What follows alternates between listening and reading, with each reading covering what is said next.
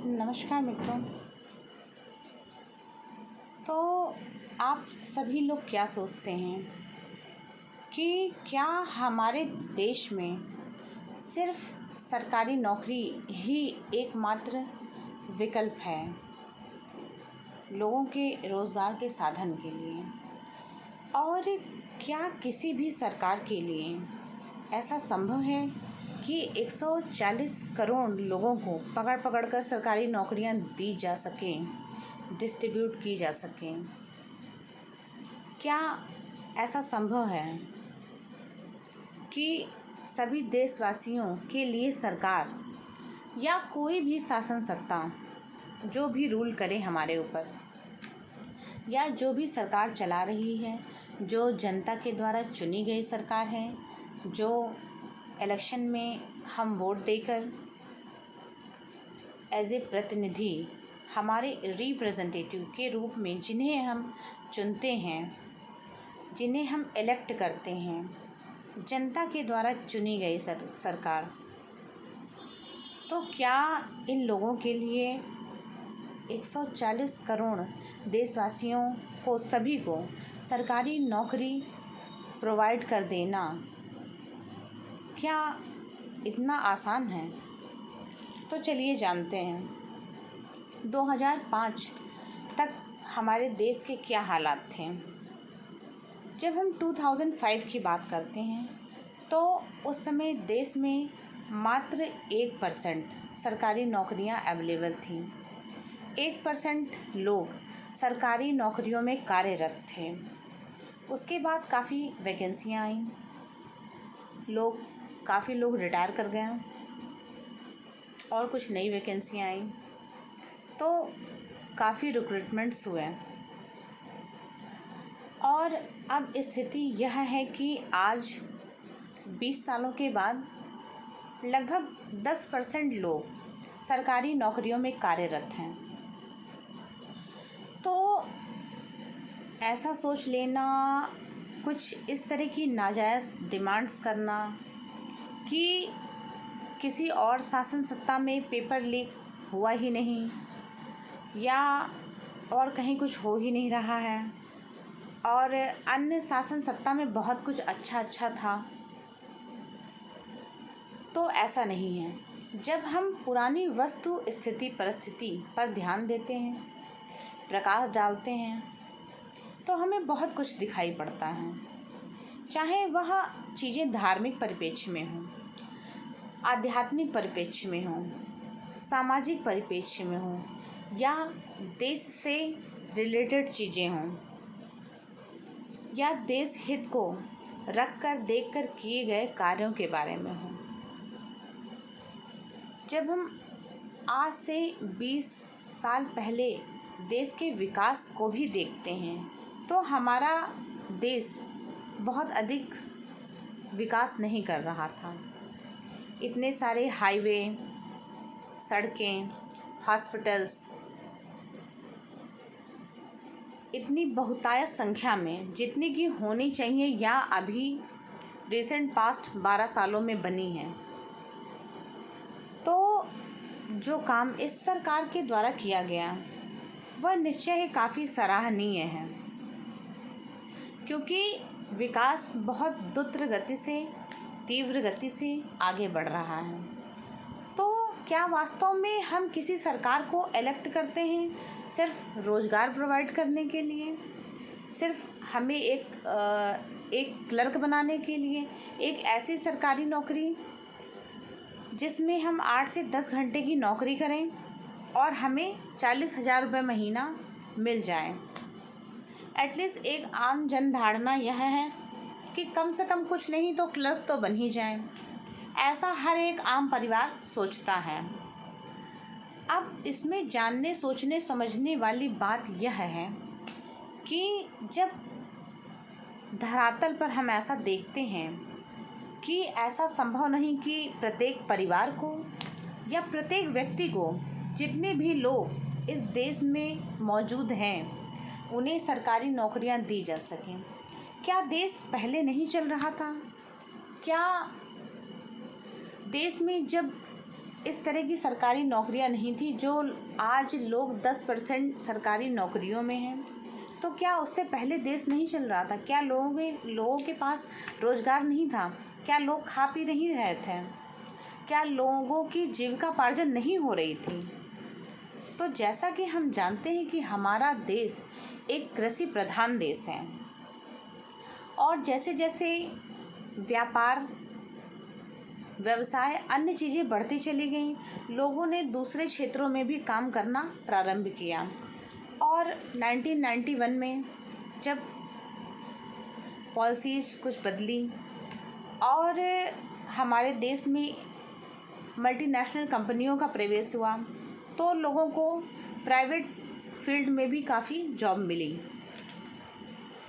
तो ऐसा सोच लेना, समझ लेना कि सिर्फ नौकरी ही एकमात्र विकल्प है, तो ऐसा किसी भी व्यक्ति को नहीं सोचना समझना है, क्योंकि किसी भी शासन सत्ता के लिए यह संभव नहीं है कि आप 100% रोज़गार प्रोवाइड करा दें, as a government job, as a private job, whatever. और रही पेपर लीक की बात, तो ये सब चीज़ें तो काफ़ी लंबे समय से चलती आ रही हैं। हाँ, इसके लिए रिफ़ॉर्म, कड़े कानूनों की ज़रूरत है और भाई भतीजावाद को ख़त्म करने की ज़रूरत है। जो कुछ बड़े पदों पर लोग बैठे हैं, उनमें जो भाई भतीजावाद की भावना है, नेपोटिज़्म, उसको ख़त्म करने की ज़रूरत है। और जब तक यह इनिशिएटिव खुद अपर लेवल के लोग अपने निजी स्तर से नहीं लेंगे, खुद अपने जीवन में आत्मसात नहीं करेंगे, तब तक यह सब नहीं होने वाला है। अब आप सोचिए कि आपने रूल्स रेगुलेशन बना दिए, 10 साल की सज़ा बना दी, 10 करोड़ का जुर्माना लगा दिया और सब कुछ ख़त्म हो जाएगा, सब कुछ बंद हो जाएगा, सब कुछ अंडर कंट्रोल हो जाएगा। तो कुछ हद तक चीज़ें कंट्रोल में आएंगी, लेकिन असल में नियंत्रण तब तक नहीं होगा जब तक कि स्वयं बड़े अधिकारी, बड़े ब्यूरोक्रेट्स, बड़े नेतागण, जब तक कि ये खुद भाई भतीजावाद से बाहर नहीं आ जाते हैं, तब तक ये चीज़ें ख़त्म नहीं होंगी। जब तक न्यायिक व्यवस्था में बैठा व्यक्ति या कोई नौकरशाह, ब्यूरोक्रेट या जितने भी नेतागण हैं, वह स्वयं में अपनी ईमानदारी नहीं दिखाएंगे, तब तक यह सिस्टम सुधरने वाला नहीं है। अच्छा, मैं कुछ लोगों को देख रही हूँ जो 20-25 पॉपुलर टीचर्स हैं, उसमें 10 लोगों का तो बिहेव ऐसा है कि वो न्यूट्रल, किसी भी पार्टी के साथ नहीं। 5 का बिहेव ऐसा है कि वो बीजेपी वाले हैं। 5 का बिहेवियर ऐसा है कि वो कांग्रेस वाले हैं, और बचे 5 तो वो हो गए कम्युनिस्ट पार्टी वाले। जो बचे कुछ 1-2% लोग हैं वो हो गए आपके केजरीवाल पार्टी के, आम आदमी पार्टी। तो हम इस तरह लोगों का झुकाव अक्सर ही किसी न किसी पार्टी की तरफ होता है। कुछ लोग खुलकर, कुछ लोग दबी ज़ुबान से, कुछ लोग ओपनली लोगों को प्रमोट करते हैं, और कुछ लोग इस सरकार का पुरज़ोर विरोध भी कर रहे हैं। ठीक है, विरोधी भी होने चाहिए, विपक्ष भी होना चाहिए, वह भी ज़रूरी है, क्योंकि कोई भी सरकार शासन सत्ता में जो है वह सब कुछ सही कर रही है, यह तो संभव नहीं। उसके सारे रूल्स रेगुलेशन सही हैं, वो सारे काम अच्छे कर रही है, उसके लिए विपक्ष तो होना चाहिए। उसके अच्छे बुरे को देखना, उसमें अपनी राय व्यक्त करना, उसका विरोध करना, ये विपक्ष का काम है और विपक्ष को करना भी चाहिए। लेकिन सोचने वाली बात यह है कि एज ए सिटीज़न हमें भारतीय होने पर क्या करना चाहिए, हमें राष्ट्रवादी होने पर क्या करना चाहिए, हमें देशभक्त होने पर क्या करना चाहिए।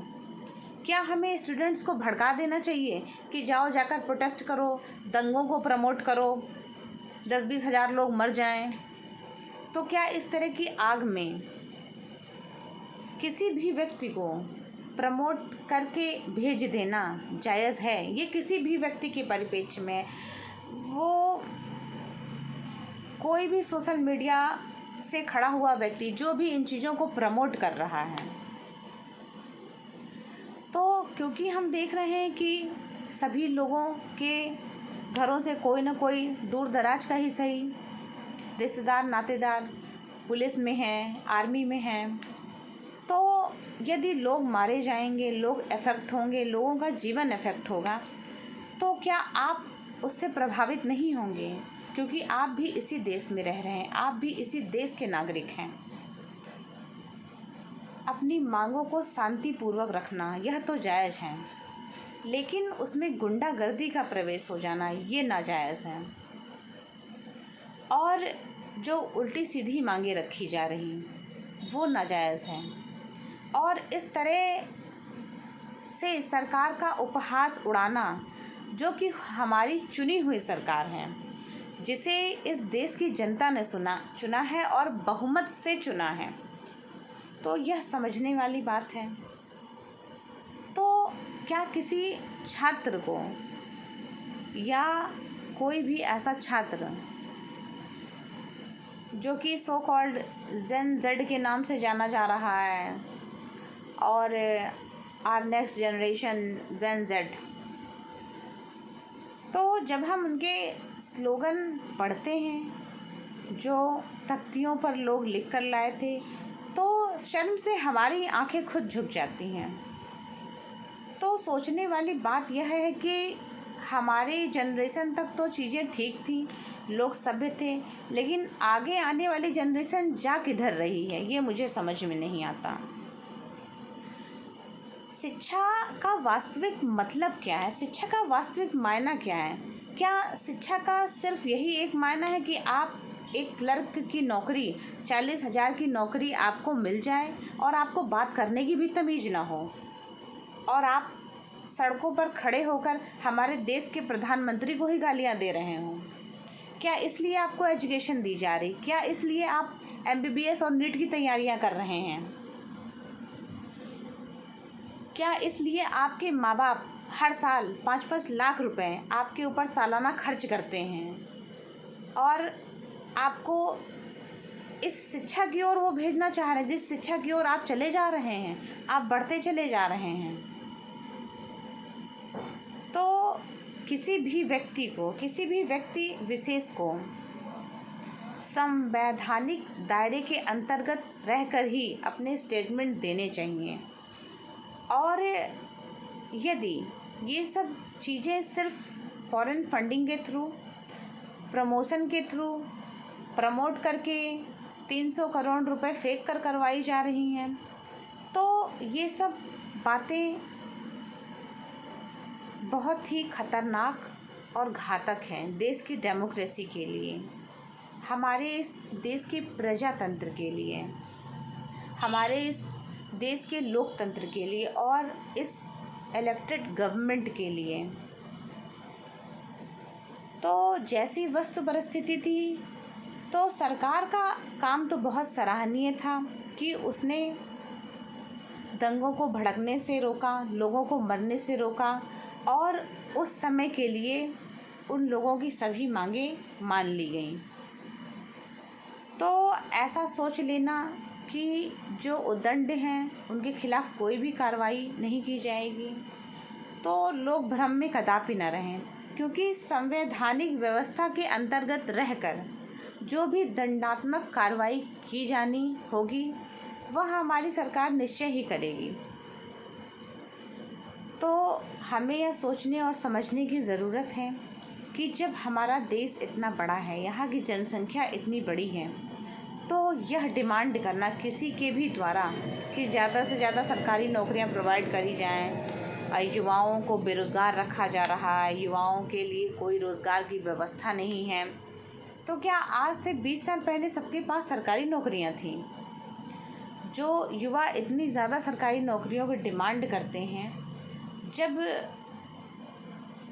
डिपार्टमेंट्स में जगह खाली होगी तभी तो आपको सरकारी नौकरियां दी जाएंगी।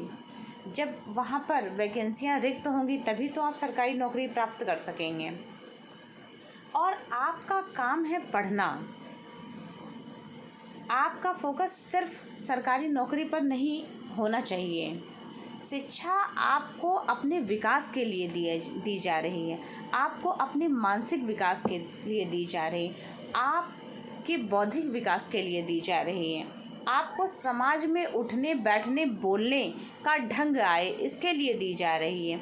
लेकिन जब हम सड़कों पर 20, 22, 25 साल के युवाओं का जो हाल देख रहे हैं, तो उससे जो पीछे बैठी जनरेशन है, जो उनसे 10-5 साल बड़े लोग हैं, उनकी आंखें शर्म से झुक जाती हैं कि हमारी आगे आने वाली जनरेशन क्या ही सीख रही है और भावी भविष्य ऊपर ही वाला जाने क्या होगा।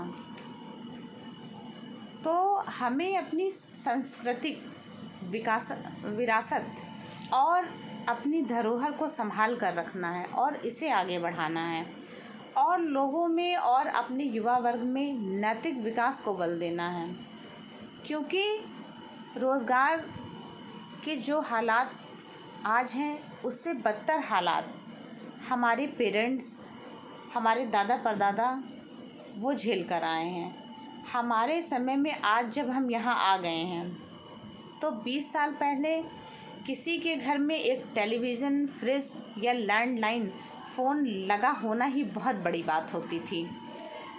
उसे बहुत ही प्रॉस्पेरस व्यक्ति समझा जाता था, उसे बहुत ही अमीर रिच व्यक्ति समझा जाता था। लेकिन आज जब जिन चीज़ों को हम लग्जूरियस आइटम समझते थे, आज वो चीज़ें एक निम्न मध्यम वर्गीय परिवार के लिए आम हो गई हैं। तो यह विकास है जो समय के साथ साथ चल रहा है और हम उसे प्राप्त कर रहे हैं और उसमें हमें अपनी मेहनत भी खर्च करनी पड़ रही है, क्योंकि किसी भी देश का विकास कलेक्टिवली होता है, उसकी जनता के एफ़र्ट्स के द्वारा और उसकी सरकार के एफ़र्ट्स के द्वारा। अब यह सोच लेना कि सिर्फ सरकार ही हमें सब कुछ सजा कर दे देगी, हमें कुछ नहीं करना पड़ेगा। तो मैं देख रही हूँ आए दिन कई युवाओं की पिक्स निकलती हैं कि उन्होंने एक नया स्टार्टअप लिया, एक नई चीज़ को जनरेट किया। कोई मधुमक्खी का व्यापार कर रहा है 20 लाख लोन लेके, और अकेले महिलाएं ये सब कर रही हैं। उन्होंने इनिशिएटिव लेकर ये सब शुरू किया है। कोई अपना कपड़े का नया शोरूम खोल रहा है 8 से 10 लाख रुपए हमारी सरकार से लोन लेके। ऐसी स्कीमें भी आ गई हैं। तो हमें सोचना यह है कि हमें उस बेरोज़गारी का विकल्प ढूंढना है। हमें ये नहीं सोचना है कि सरकार कुछ नहीं कर रही। आपने सरकार चुनी है देश को सुसंगठित रूप से चलाने के लिए, देश का विकास करने के लिए, सड़कें बनाने के लिए, इंफ्रास्ट्रक्चर डेवलपमेंट करने के लिए, एजुकेशन के क्षेत्र में काम करने के लिए और जो गरीब लोग हैं उनको फ्री एजुकेशन प्रोवाइड करने के लिए, ना कि आपको एक 40,000 की क्लर्क की नौकरी हर व्यक्ति को प्रोवाइड कर दी जाए। ऐसा सरकार के लिए संभव नहीं है। यह हम पहले भी बहुत अच्छे से जानते थे और आज भी यह बात हम बहुत अच्छे से जानते हैं कि सरकार के लिए यह संभव नहीं, क्योंकि इतनी नौकरियां गवर्नमेंट के पास हैं ही नहीं। जब पद ही रिक्त नहीं है तो आपको इतनी सारी सरकारी नौकरियां कहाँ से दी जाएंगी, यह समझने वाली बात है। तो यह सोच लेना कि हम बहुत शिक्षित हो गए हैं और हम कोई और कार्य नहीं कर सकते हैं, तो यह गलत है। हमें उसका विकल्प ढूंढना पड़ेगा और वो हम खुद से करेंगे, क्योंकि एज ए सिटीज़न हमारी भी देश के प्रति कुछ जिम्मेदारी बनती है और वह जिम्मेदारी हमें खुद निभानी है। अब मान लीजिए कई लोगों को मैं देखती हूँ कि पार्टी को लेकर लोग बहुत ज़्यादा विरोध करते हैं कि हमारा पर्सनल क्या विकास हुआ। अब मान लीजिए कोई व्यक्ति कविता लिख रहा है, अब वो कहता है मेरी कहानी तो छपी नहीं, मेरी कहानी तो पब्लिश नहीं हुई, तो यह सरकार बेकार है मेरे लिए। अब आप ये बताइए कि हर व्यक्ति के व्यक्तिगत विकास के लिए क्या मोदी सरकार जिम्मेदार है? अगर कोई व्यक्ति 20 साल से झोपड़ी में रह रहा है तो क्या उसके लिए मोदी सरकार जिम्मेदार है? यदि आप अपने कर्मों से अपना उद्धार नहीं कर पा रहे हैं तो हर इंडिविजुअल व्यक्ति के लिए मोदी सरकार को जिम्मेदार नहीं ठहराया जा सकता है, यह बात सोचने और समझने योग्य है। तो आपका अपना विकास, व्यक्तिगत विकास आपके निज कर्मों के द्वारा होगा।